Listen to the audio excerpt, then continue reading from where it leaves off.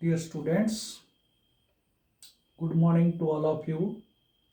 Welcome to this virtual class. Last period, we are discussing that agriculture policies during that 5-year plans. This agriculture policies, we want to review it. There is the reforms. We have already discussed that 3 reforms. One is technological reforms. Another is that institutional reforms, and third one is that infrastructural reforms. Technological reforms, due to change of the technology, we are capable to increase our productivities by implementing that new agriculture technologies, yielding variety of seeds, fertilizer, pesticide, water facilities or the irrigation facilities, etc. Different kinds of machines like tractors, etc. And second was institutional reforms, that was the land reforms, abolition of intermediaries, tenancy reforms, security tenures, right to purchase of the lands, and compensations for that improvement of and selling on landholding, consolidation of landholding, cooperative farming, and computation of land records. And similarly, we are discussing that institutional reforms, that was that setting up the financial institutions, setting up the marketing agencies, and setting up that public distribution systems or PDS through the fair price shop or Uchit Mulya Dukan whenever the farmers were producing their buffer stock of productions. After analyzing this, I want to discuss here that one small topic which is related with that agriculture policies. This is that new agriculture strategy and green revolutions. New agriculture strategy and green revolutions.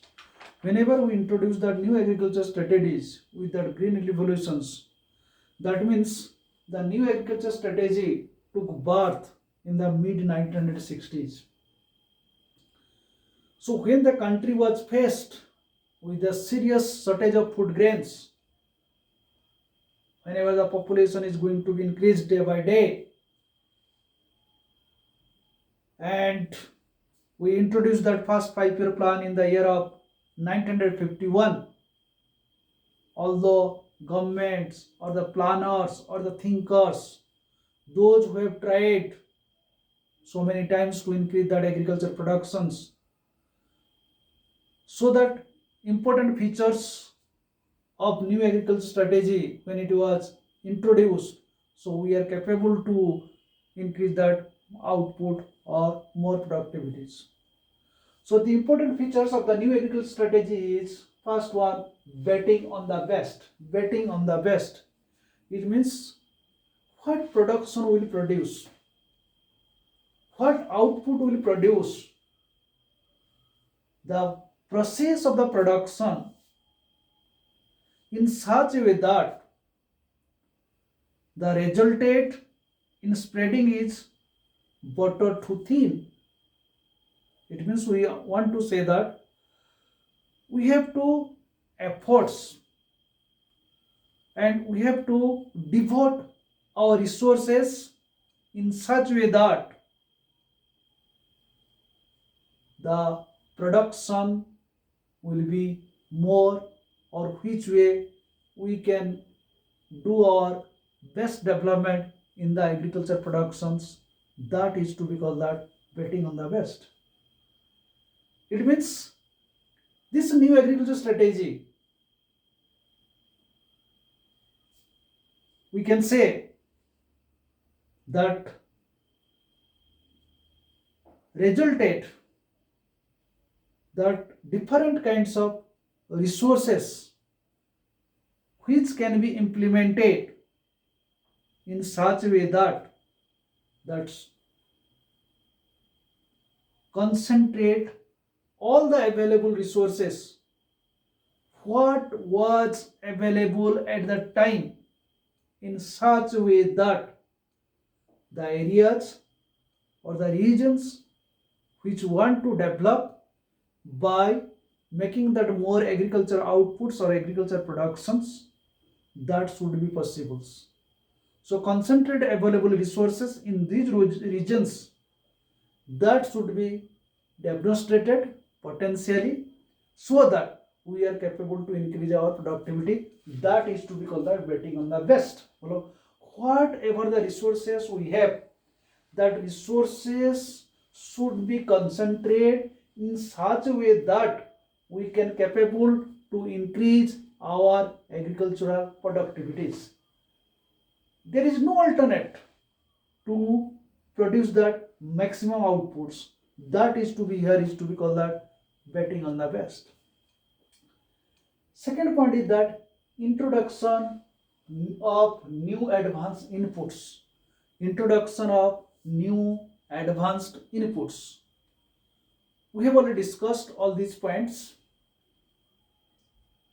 That inputs are high yielding variety of seeds, fertilizers, pesticides, insecticides, irrigation facilities, different kinds of machines like tractors, threshers, etc., which was discussed in that objectives of the planning to increase that agriculture productions.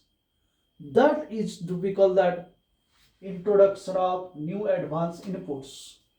So whenever these inputs are to be implemented in the process of the productions, it means all these inputs are to be required to produce concentratedly in one areas, which areas are to be really developed in the process of the productions. That is related with that green revolution also. Introduction of new advanced inputs, which is related with that green revolution also. So it means that the inputs which are used, that inputs help to produce that maximum output in that small areas as a result of the food shortage, which was the problems, basic problems of our Indian economy, that low productivity and the food shortage will be solved. So that is why we introduce that introduction of new advanced inputs. So whenever we introduce this advanced techniques like machines, high yielding variety seeds, fertilizers, pesticides, insecticides, irrigation facilities, at that time the farmers, they need that finance. Farmers, they need that finance. So where they will get the finance? Where they will get all kinds of facilities like high yielding variety of seeds, fertilizers, pesticides, irrigation facilities, different kinds of machines, where that farmer will get that finance. So that next step with that active role for the state. It means the government or the state government who plays an active role, which way the farmers, they will get all these kinds of advanced inputs. That is why what are the steps are being taken by the governments? These are the number one, national seeds corporations. National seeds corporations, which was established in the year of 1963 with responsibilities in the fields of seeds productions. National seeds corporations, which established in the 1963 for the seeds productions. So it means that high yielding of variety of seeds will be produced by this corporation. They will take the research activity, they will take the innovative skills, and this corporation will produce that seeds, which seeds can helpful to produce that maximum outputs in per hectares lands.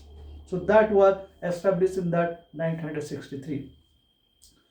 Secondly, states also introduced the different Farm Corporation of India developing the quality of farm seeds. States, farms, corporations of India, which was set up in 1969.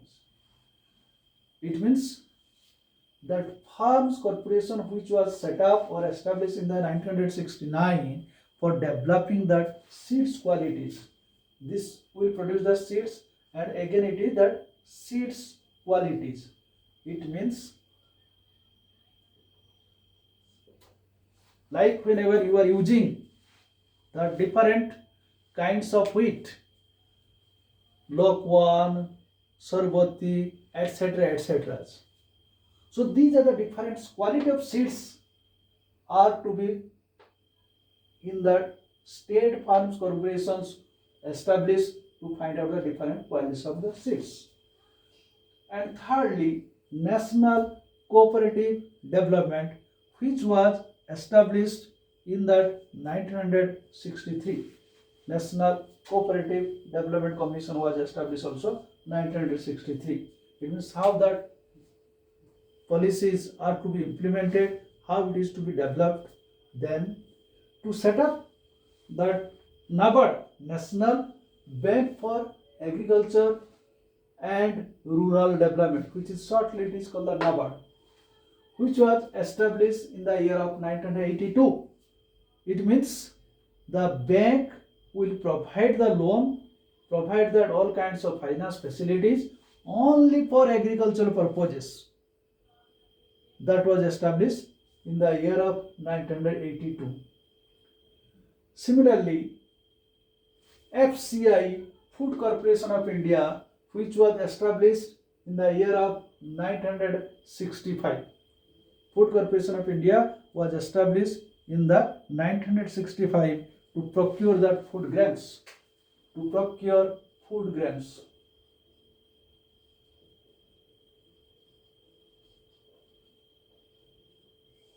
It means we have already known minimum support price.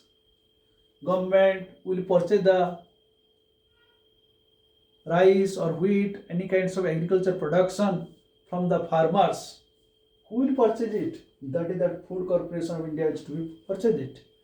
And that Food Corporation of India will store that goods which will be purchased by the government from the farmers. And whenever there is a scarcity or any kinds of natural calamities like drought or disasters, at that time that FCI will supply to the food grains to the farmers. So that objective purpose that FCI was established in the year of 1965. That is that active role of the states. Besides this, there is also agriculture cost and price commissions. Agricultural cost and price commissions. That commission was established in the year of 1965. Agricultural cost and prices commission was established in the year of 1965. The objective of this, how much is the cost of productions and how much is the market price of that productions. That market price will be decided by that agriculture cost and price commissions. Accordingly, the government will purchase or farmers will not sell the commodities less than prices. That is the objective of that agricultural cost and price commissions, which was also advised to government time to time on appropriate price policies and to agricultural commodities, price policy for that agricultural commodities. In short, the new agriculture strategy demonstrated the governments will to give or to push the development of the farmers or that agricultural lands on that, or we can say that in the agriculture sectors. During this also planning period, we have established that one green revolutions. Green revolutions. What do you mean green revolution? Green refers to that crops. CROPS. Green means here is the crops, and revolution refers to that spurt. SPURT. Here is that crops. So it means green revolution means that is that green and revolution, which is combined that crop spot. It means imply that spot in crop production. It started helping that Indian in the year of mid 60s, or that is the 67-68, that green revolution was started. Father of the green revolution is to be called that Norman Borlaug. He was from that Mexico, and 1940 he was introduced of this green revolutions. It means in Hindi it is called that Harit Kranti. Means which way we can establish in many areas with that green by producing that more and more wheat, and which was in India that implemented in 1967 or 66 or 67. And at that time, that Indian person, economist, who was at that time M.S. Swaminathan, he introduced the India after the 25 years, because it was in 1940 or after 25 years, it may be 1965 or 66, which was implemented in the India. And the first state, the green revolution was implemented in the Punjab state, Uttar Pradesh, etc. Punjab, Uttar Pradesh, etc. So because to implement this green revolution, that is that different kinds of yielding variety of seeds, fertilizers, pesticides, insecticides, irrigation facilities, different kinds of machines, we need that finance, and we need that proper management systems, proper demonstrations, which way the farms can increase their outputs per hectares, and within the short periods the farmers can able to produce their products.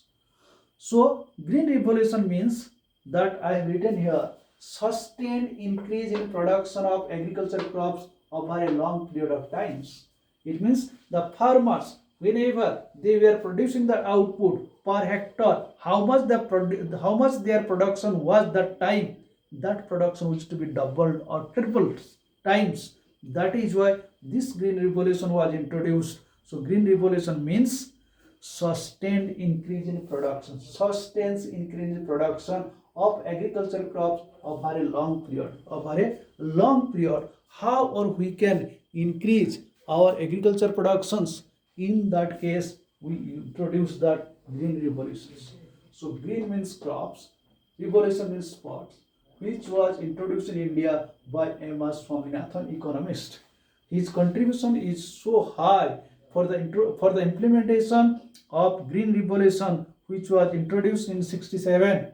That is the most important persons. Initially, green revolution was limited only wheat and wheat producing areas. But at present time, we are implementing these revolutions in each and every agriculture products. Within that wheat producing areas also, these were only that large and rich farmers who benefited, because any policies which is implemented, that we need that finance. So finance have the only rich person. So rich person will the gainer. Rich person were the gainer at that time by introducing these green revolutions, because you know that the farmers have not sufficient money, and they have no talents. They have no such type of brains. What that scheme was introduced by their governments, that can be easily followed by the rural areas or the poor peoples. That is why the rural areas poor people, they could not get the benefits. Only the farmers, those who are the rich farmers, those who are the big farmers, those who are the capitalist group, they were benefited in these green revolutions. So there were these were only that rich farmers who could afford to purchase that advantage inputs like machines, like fertilizers, like insecticides, like whatever the inputs, yielding variety of seeds. So these are inputs or advanced inputs that can capacity of the farmers. These are the big farmers. As a result of green revolution promoted different types of disparities, because those who are the rich, they are capable to use or implement these kinds of advanced inputs, but those who are the poor, they have no finance, they have no skill, so that they were not able to produce that much output by implementing this new technology or new advanced inputs what was introduced during that green revolution periods. So first disparity is that here is that I have written intercrop disparities. Intercrops disparities. What do we mean intercrop disparities? When the output of wheat is multiplied fast, the other crops could not keep pace. It means those areas farmers where cultivated that wheat, they get that advantages, they get that benefits, but those areas where there the rice productions or that sugarcane production or any kind of mustard productions or cumin productions, these farmers, they did not get that advantages by this green revolution, so that this disparities came, that is to be called that intercrops disparities. Second disparity is that inter-regional disparities. It means India's geographical conditions, if we will look after that all the areas are not alike in the same way. So far fertility is concerned, so that plain areas or high areas or hill area is concerned, so that properly climate is concerned. So all these areas or region wise, it is not possible to be equal. So that difference, the disparities, which is called that inter-regional disparities. Those areas and regions which had adequate irrigation facilities promoted while other regions lagged behind it. It means those areas there is the irrigation facilities or canal facilities, or that farmers, those who are rich, they can implement these irrigation facilities. I will discuss in detail in that agriculture chapters in that unit 2, that how much areas are irrigation facilities, tank, tubewell we are using, and during that 5-year plans, how much area are getting that benefits and those areas are not getting the benefits, so that the production is to be hampered. So that irrigation facilities postponed where that irrigation facilities were not available, the productivities are to be postponed, or that region like that behind. That kinds of disparities is to be called that inter-regional disparities. And third one, that is that interpersonal disparities. Personal मतलब आपको समझ में आ गया. There are some persons, those who are the rich, and there are some persons who are the poor. So this personal disparities, that means the income disparities. Income disparities between small and large farmers further widened. The disparity becomes that enlarged, because those farmers were the big, they implemented these inputs and their production is maximum, they get the advantages, they get the benefit, but poor farmers or small farmers, they could not get this input, they could not get these advantages, so they become that poorer to poorer, or rich become that richer to richer. So that is why the gap in between the rich and poor, that should be enlarged. So these are the outcomes when the green revolution was started, but gradually these green revolutions began to spread all over the country where it is possible. So as that high yielding variety of seeds for further crops become available, and with the spread of this irrigation facilities, high yielding variety of seeds, fertilizers, insecticides, pesticides, different kinds of heavy machines. That new technology or new agricultural technology came to be universally adopted. It means large agriculture had come to that new agricultural technology, so that we are capable to increase our the productions, that is that 5 times so far in the age of that British colonial systems. That also we will discuss.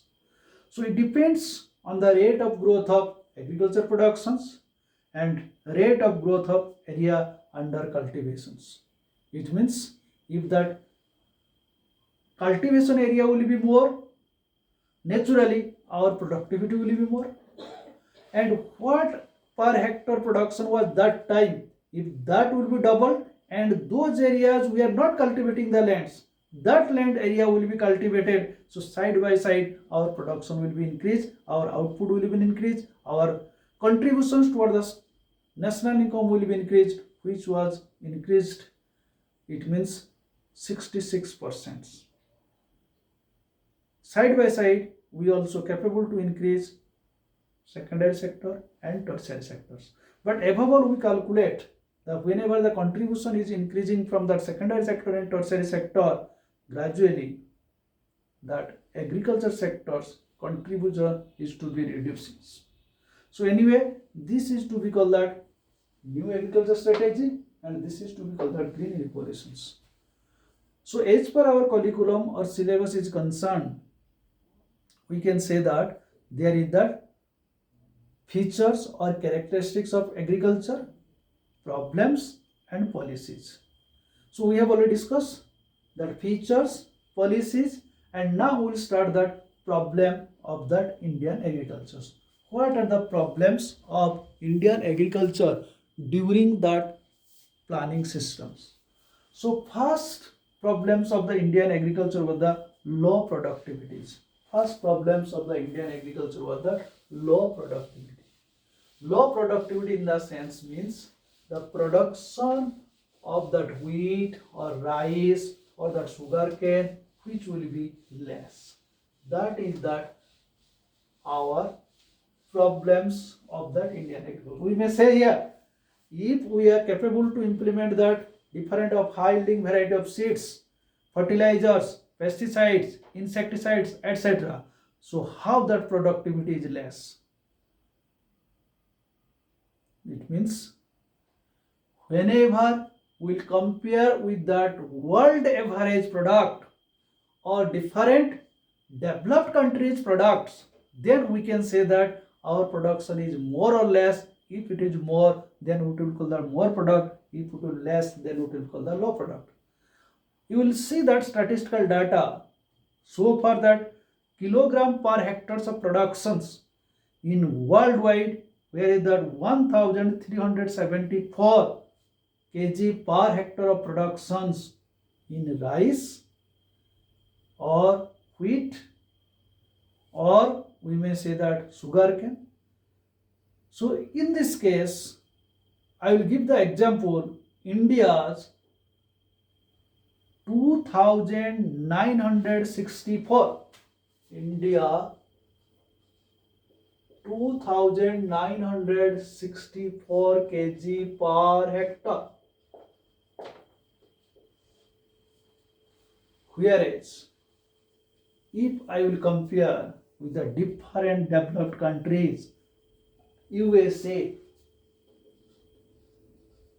7025 kg per hectares,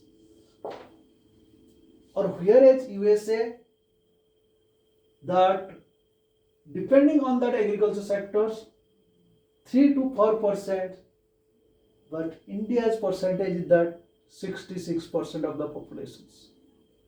So with regard to, we calculate that India's, although inputs that implement that features of new agricultural technology, etc., green revolutions, still that the productivity is low. That is why it is called the low productivities, which is also the features of Indian agriculture. That is also problems of Indian agriculture.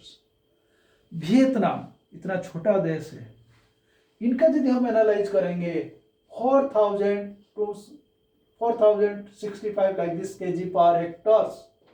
ये Vietnam का एक देश, इनका आधा India है. With this statistical data, we can prove that Indian agriculture was that low productivities. Second one, rising in that cost of productions. Rising in cost of productions.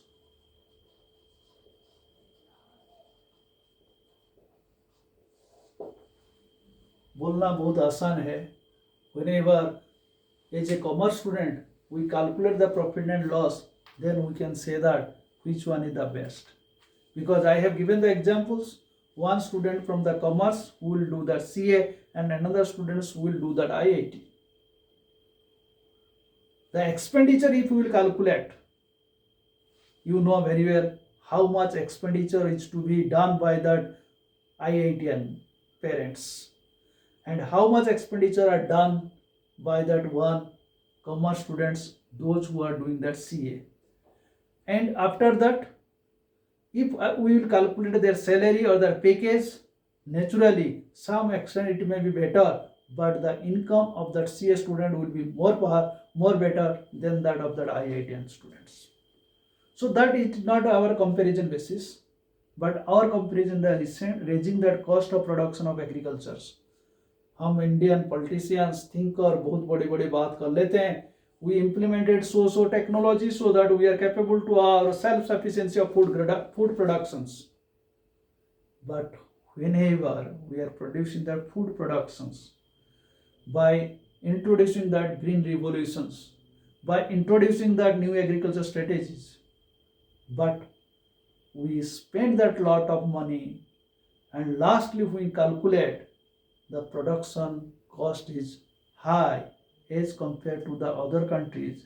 That is why advanced inputs were introduced in Indian agriculture in mid 1960s or 65. Since use these inputs by these farmers, what are the inputs used by the farmers in the process of the productions? Time to time, the cost of productions of that high-yielding variety of seeds or fertilizers and pesticides or insecticides. These are the cost of productions. These cost of production are to be increased. But besides this, at present time, when we will calculate after using this fertilizer, pesticides, insecticides, the fertility is going to be decreased day by day. And what are that food we are getting?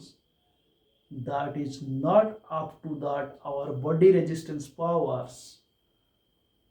What was farmers producing before that yielding or before that implementing that this new agriculture strategy like that highly variety seeds, fertilizer, pesticides, insecticides. You know very well how much fertilizer you had used in a particular plot of lands. Next year you have to use that more than fertilizers of that last years. That increases that cost of productions. So fertility reduced, input cost increase. As a result of average cost production in Indian agriculture had been rising since that 1966.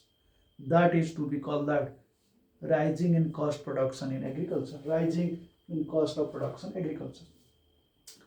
And third point, which is to be called that infrastructure inadequacies. We make this plan, National Seeds Corporation, States Farms Corporation, National Corporation, NABARD, etc., etc. But inadequate and costly finance prevented farmers from adopting the technological advanced technique of productions. Where that farmer will get that facilities, irrigation facilities, finance facilities. Although we have established the different kinds of regional rural banks, nationalized bank or the public sector banks. So after the production also the farmers face that difficulties, that is the marketing services. Because that time or at present time also there is no such type of organized markets or organized outlets for the exports. That is why we or the farmers could not export the goods as per requirement to get that remunerations or to get that return what are that costs are incurred by the farmers. So, absence of cheap and efficient means of transportation, communication facilities, finance facilities, storage facilities, all these are the problems of the farmers, which is to be called that drawbacks or that problems for that agriculture farmers. Because we have already known farmers are the poor. So the most critical weakness, there is the vicious circle poverty, I have already said. Low income, low consumption, low saving, low investments, low production, low income. These are the vicious circle poverty. Why India is poor? Because she is poor. This vicious circle poverty which crawling that farmers in such a way that the farmers could not go in advance. It means the farmers who owns that small holding, such holding fails to generate any surplus of that capital formations. If there is no capital, no investments, no productions, no increase of income, no employments. So both the demand and supply sides, which is called that vicious circle poverty's causes and effects, that crawling to that Indian farmers, that is why we could not develop or the farmers could not develop in our countries.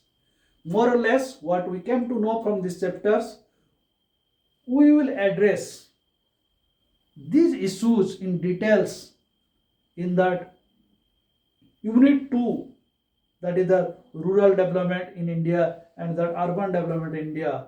So this chapter is now finished. So agriculture finished.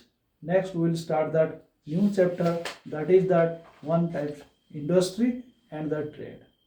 Then another is that LPG, liberalized private and globalization. Then this unit will be finished.